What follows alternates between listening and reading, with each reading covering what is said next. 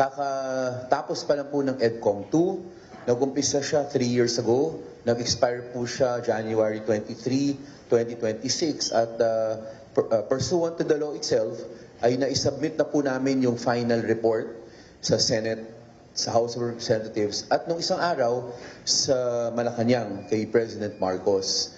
In a nutshell po, linalaman po nitong huling report na ito ay yung mga nakita po ng EDCOM 2 na pinakamahalaga, priority areas na dapat nating bigyan ng pansin, at meron din po mga solusyon na naisulat na rin po dun sa huling final report na binigay. More or less po, ang education kasi po, early childhood yan, basic education, higher ed, technical education, ECC, lahat po yan kasama talaga. Kaya lahat po yan ay merong polisiya na inilagay po namin dito sa final report.